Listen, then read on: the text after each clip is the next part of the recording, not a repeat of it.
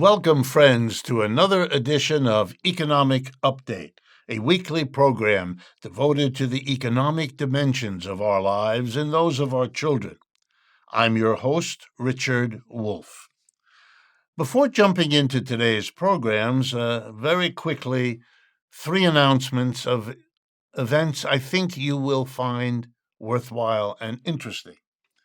The first one reminds you of a book launch for an important new book on the prospects and the risks of fascism in the United States.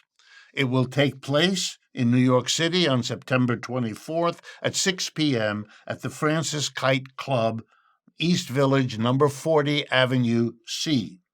There will be some of the authors whose work is collected in this book at the hosting of the publisher OR Books. You can find out details by going to our website, democracyatwork.info, and click on the banner there. A little time is left to register for the second item, a short course, sponsored by the Left Educational Project of the Left Forum, working together with Democracy at Work. It's a short course called Critically Understanding Capitalism and begins on September 15th. 4 weeks, 4 sessions online, taught by Professors Clara Mattei, University of Tulsa, Shahram Azar, Bucknell University of Pennsylvania, and myself. It's a university-level course, condensed, short, trying to give you a critical understanding of capitalism. I urge you to think about participating. Find out more, www.leftforum.org/LEP for Left Educational Project. And the third, and probably the biggest event, is a public event on October 9th at John Jay College of the City University of New York, a program entitled It's Time. It's time, and where do we go from here now that it's time? And featured will be several speakers: Cornel West, Chris Hedges, Laura Flanders, and myself. And I really think that this is an important moment in our history before our November elections and in the face of an unprecedented government taking unprecedented steps in unprecedented directions. I urge you to think about joining October 9th, John Jay College in New York City.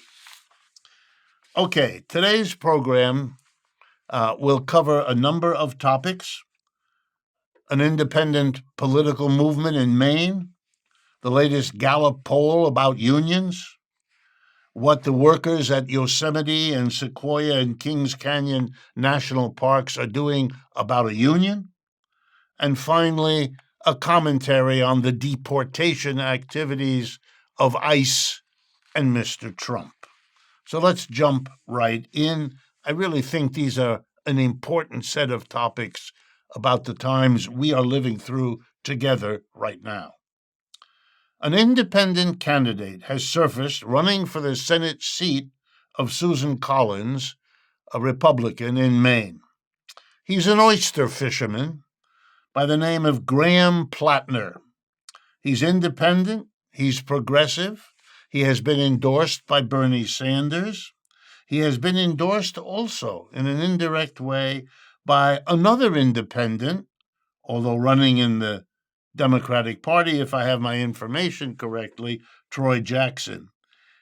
Now, it is interesting for me, and I think for you, to see what this means. This is now Bernie Sanders endorsing a non-Democrat, an independent.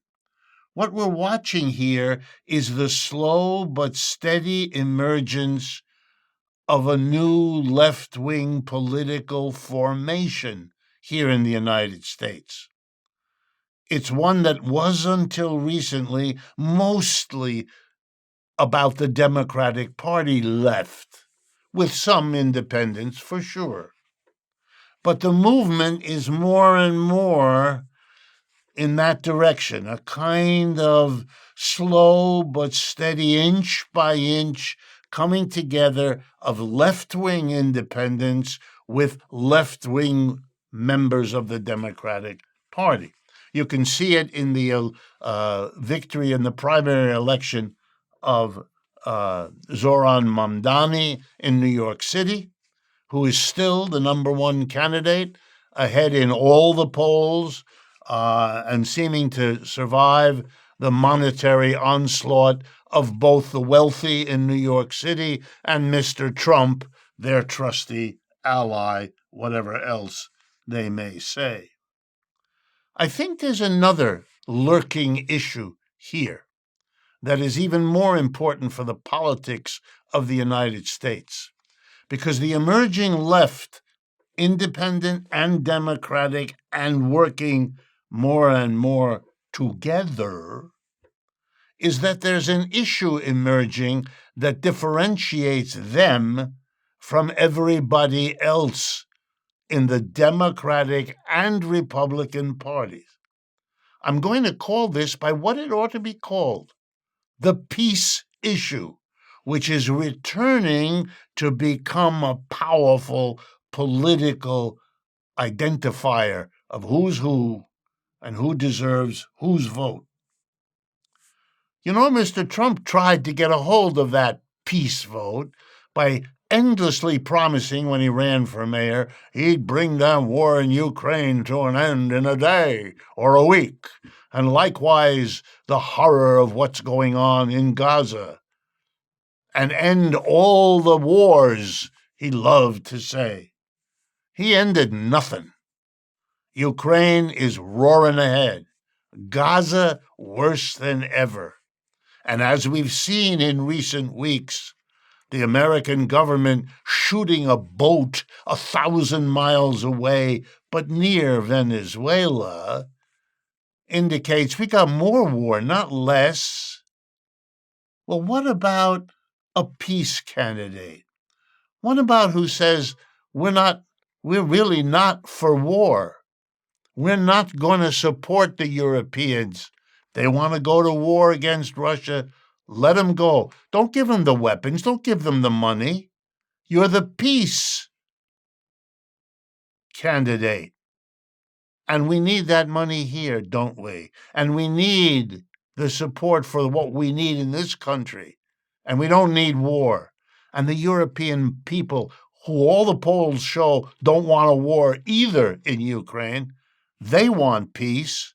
Only the leaders of the old European countries, the ones scoffed at by Mr. Trump, assembled recently in the Oval Office where they looked like children visiting, only those leaders whose careers depend on it don't want to be shown up for having made one of the great political mistakes in modern times.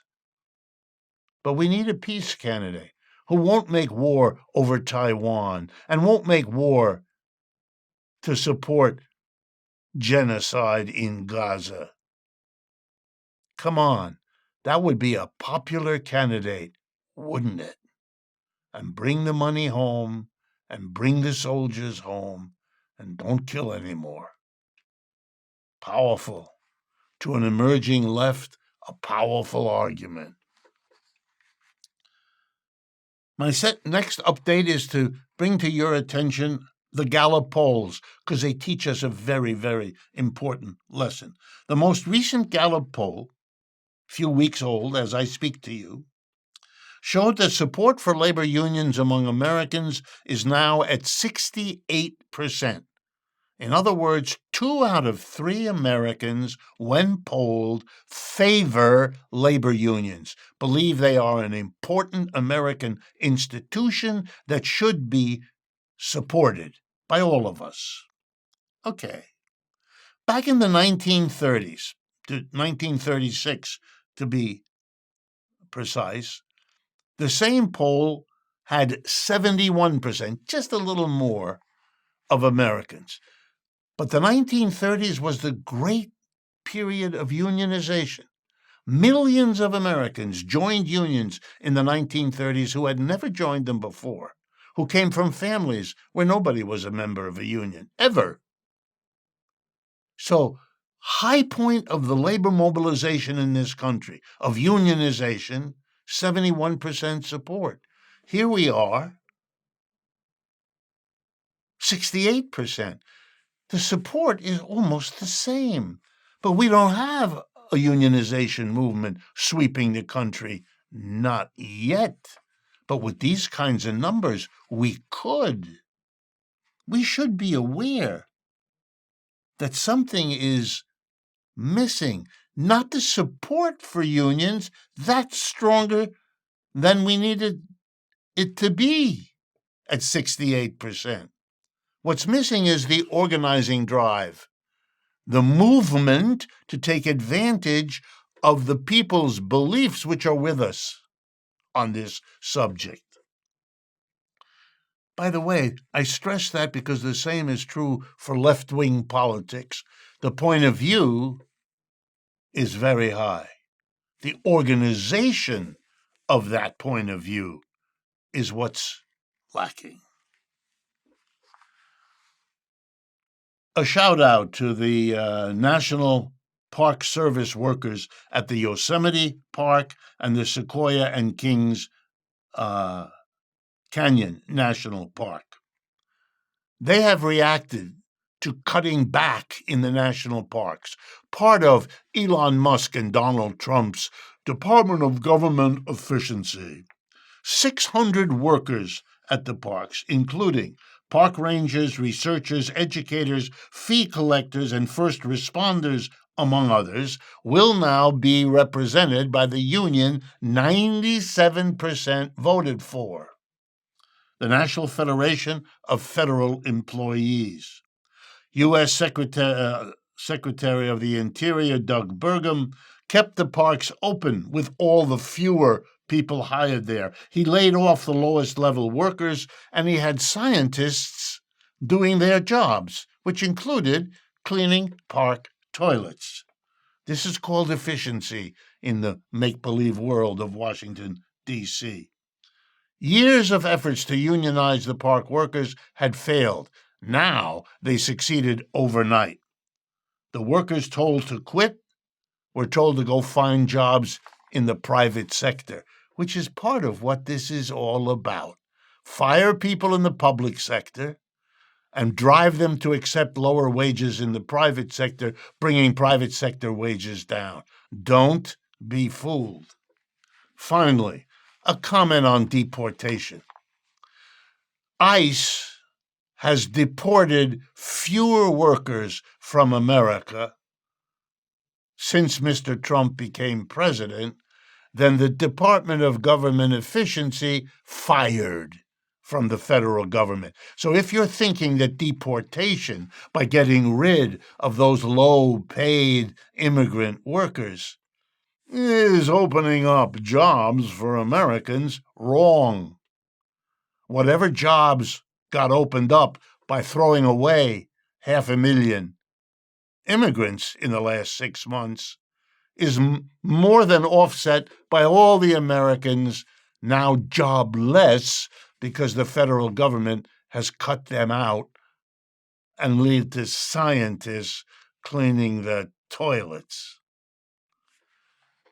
We're at the end of today's first half, but I want to urge you to stay with us while we interview Trent Lange. He's head of a movement in California to take money out of politics, an issue all of us face and an issue behind everything we've talked about today. So stay with us. We'll be right back with Trent Lange. Before we jump into the second half of today's show, I wanted to thank you for your very generous response to our fundraising efforts this year, and in particular in the last couple of months. And in part responding to that, we are extending the availability of our limited edition, linen-covered, hardcover version of Understanding Capitalism, the book I wrote and that we have been making available now for quite a while. If you are interested, I will be signing copies of that hardcover, and they will be available to you as they have been over the last few weeks. Just simply send an email to us at info@democracyatwork.info and put in the subject line limited edition. We will send you all the information you need to order and receive your signed copy of Understanding Capitalism in its hardback. And thank you again for your kind attention to the fundraising dimension of what we do. Welcome back, friends, to the second half of today's economic update. I am very glad to bring to our microphones and to our cameras Trent Lange. He is an executive director of the California Clean Money Campaign. He's well known as the leader of a successful legislative campaign, actually several of them, for electoral transparency and financing transparency laws, including the California Disclose Act and the Ballot Disclose Act. He now leads, and it's coming to a head as I understand it, the campaign and the coalition for SB 42, Senate bill, I assume is what SB stands for, 42, the California Fair Elections Act, to legalize public financing of campaigns. So first of all, thank you, Trent, for joining us. Thank you very much for having me. I'm thrilled to be on your show. All right. So let's begin with the big question that everybody has something to say about sooner or later, which is the so-called problem of money in U.S. politics. If we had time, of course, we'd talk about money in politics everywhere. The United States is not unique in this problem, but it's a big problem because it's a country with a lot of money and a lot of politics. So tell me, what is the reason that you spend all your time and energy fighting to get money out of politics? What's the point? What's the goal that motivates you? Everything in our political system comes down to the problem of money in politics. Who gets elected, who can even run for office, who they have to listen to, and therefore the decisions that are made are all about having enough money to run for campaigns, big money, wealthy interests, billionaires increasingly year after year, spending as much as they can to get their candidates elected, force them and keep them in line, ensure that good candidates that the public would really support and that would stand up for regular people and not billionaires don't have a chance to compete.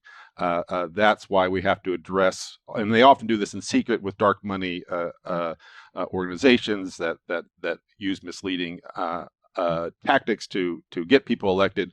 Every single decision that is made in our government falls prey to that, which is why we have to address big money in politics, secret money in politics, to get us out of this hole that we're in. Good. Let me follow up by asking you, at least for some of us, the money influencing politics happens in a variety of ways. One of them is giving donations to whoever you like, and the richer you are, of course, the more you can give. The second one is to funding an army of lobbyists, which we have learned are the people that spend full time in Washington or in any of the 50 state capitals, or for that matter, in many city halls across the country. And of course, if you have the money to provide for a lobbyist and a budget for that lobbyist to use, that's another way of shaping the political. And the third one is what used to be called think tanks, in which the money funds something that then floods the public airwaves with what's good for their point of view. So, if they're businesses whose profits depend on it, they have learned to use a portion of their profits to keep the profits flowing. And is this bill that you're working on, will it constrain all three of those ways of doing it, or only some of them? This bill, SB 42, the California Fair Elections Act, attacks the first problem, which in many ways is the biggest and most important root of the problems. All those are very important issues, but they're all driven by the fact that people who are elected were elected with big money in the first place and weren't elected with the support of grassroots supporters. SB 42 would allow public finance. It would put a measure, the California Fair Elections Act, on the November 2026 ballot to repeal California's current ban on public financing of campaigns. California charter cities are allowed to. Los Angeles, San Francisco, Berkeley have very good matching fund systems, like in New York that that Mamdani just used to get elected. So it attacks that part, allowing good candidates the opportunity to run with public financing, empower small donors so that their voice can matter, and we can get elected good, strong legislators, in the case of California Fair Elections Act, and also city council members and boards of supervisors, because that all matters too, of course. And then when you have that, then you can also approach the problems of overspending in the lobbying domains, and to a lesser extent the think tank issue. California Clean Money Campaign works on all those issues, has worked on lobbying reform, but SB 42 is the real root of ensuring that regular voters have a chance to elect candidates that were not bought with big money donations. Could I ask you, just for the benefit of our audience, if your bill passes, what would be the arrangement? Would all the money that a campaign puts into effect be the public money, or would they be able to also get private money? Would it be a choice? Exactly how will that work? If you could just briefly explain it. SB 42 won't actually put any system into place that'll make it possible for systems to come in place in all parts of California. Then it'll be the choices of the cities, the counties, and the state, which kind. There are three major different kinds of public financing. There are small donor matching fund systems, like in Los Angeles, San Francisco, Berkeley, that give 6-to-1 matches on small dollar donations. Candidates can still raise private money, though they have to agree to expenditure limits, so they're limited in how much they can actually raise, but it boosts small donors. That's what Mamdani used in New York City. There are also democracy voucher systems. Seattle just reaffirmed their democracy dollar system, where each resident gets 4 $25 vouchers to give to the qualified candidate of their choice. So every voter has the ability to elect candidates, and candidates don't need to raise money from big money. And then there's the third system, our full public financing systems, like in states like Connecticut, Maine, and Arizona, and places like Albuquerque, where candidates get all of their money from the public financing system after they've qualified. They have to show that they really are a qualified candidate, and then they don't raise any money. So there are these three different options. It'll be the choices of the voters in the different jurisdictions in California which one they choose. But all three empower voters, as we've seen in each of those different places. I'm struck by your mentioning these other states. Would you happen to know what it looks like across the United States? In other words, where has there been progress made on limiting the money in the ways you've described, one way or another, and where there's been no effort at all? Yeah, there's I believe over 14 states and a large number of jurisdictions that have public financing systems. The strongest systems have been in Arizona, Connecticut, and Maine, that have the full public funding clean election systems, where candidates get all their funding.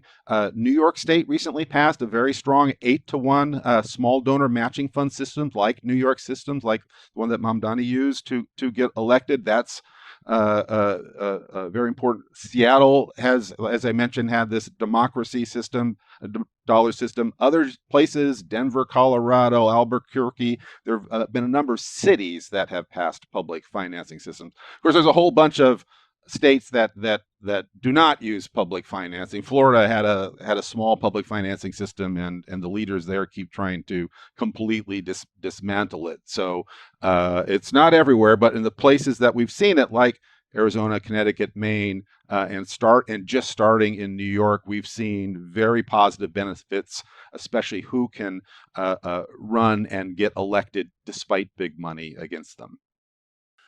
Okay, I now want to switch and ask you what we might say is a philosophical question, or maybe a grand historical question. But you're in a good position to answer this question, or at least to give us how it looks to you. The Supreme Court Justice, Louis Brandeis, one of the most famous Supreme Court justices in the history of that institution, was quoted and has been quoted for many, many years as basically saying that unequally distributed wealth is incompatible with democracy.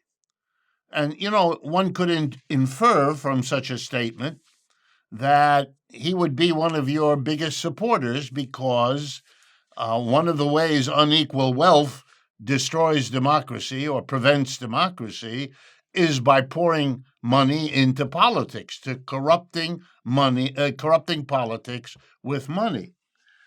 But here's the question I want to provoke you and your thoughts. Capitalism as a system, our system in this country, at least for the time being, is a system that produces and reproduces unequal wealth. I had to answer questions this last week on a number of radio and television programs where I appeared, wanting my opinion about the offer just made by the Tesla Corporation Board of Directors to give Elon Musk a pay package of $1 trillion. In other words, we live in a system where one of the more successful corporations is going to give the person who's already the richest person on this planet, with an estimated wealth of $300 to $400 billion to himself, they're going to give him $1 trillion more.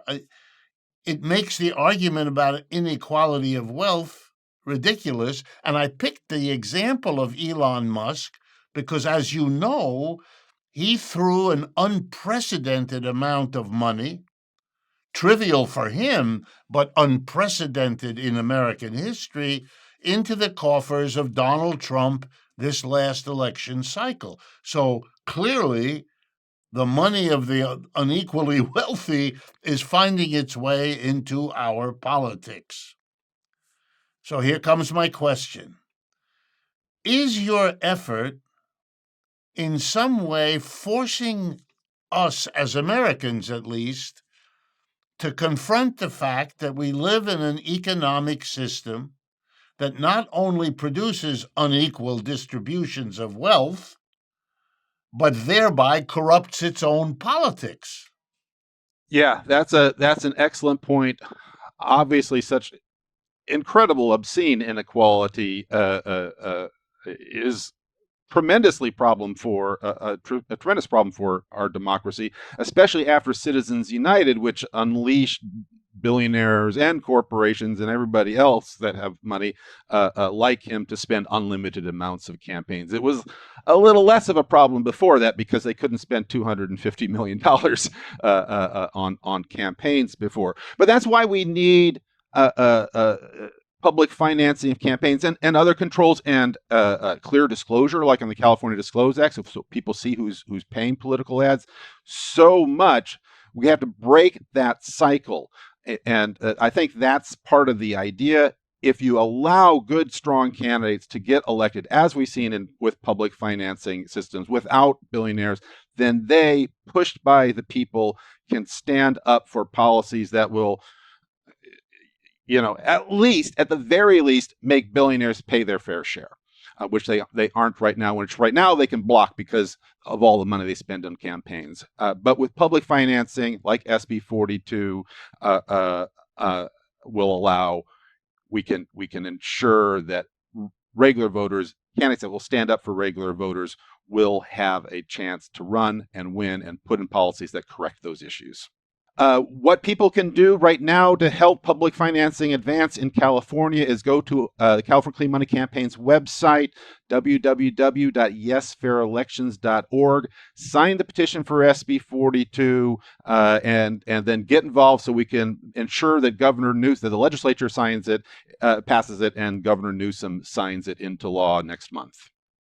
I wish we had more time, but I think you've covered and given really good answers to us about why it's worthwhile to do what you have been doing. So that's part of why we brought you on the program. We really want to show people that there is a way of pushing back. It has its limits, but it is something you can do. And we are often asked that question, what can I do? Well, here's one thing. You can be supportive of efforts like this one in California to move this process forward. I'm reminded in closing, I was in Paris, France once when the newspapers were full of a story in which the then leader of France, Sarkozy, had collected an enormous amount of money in a suitcase delivered to him by the CEO of one of France's largest corporations, and they got caught in the process of doing it. It was a wonderful moment in French politics, and it has led to them having a movement to do there what you are doing in California. So thank you very much, Trent Lange, and thank you all for being with us today. And as always, I look forward to speaking with you again next week.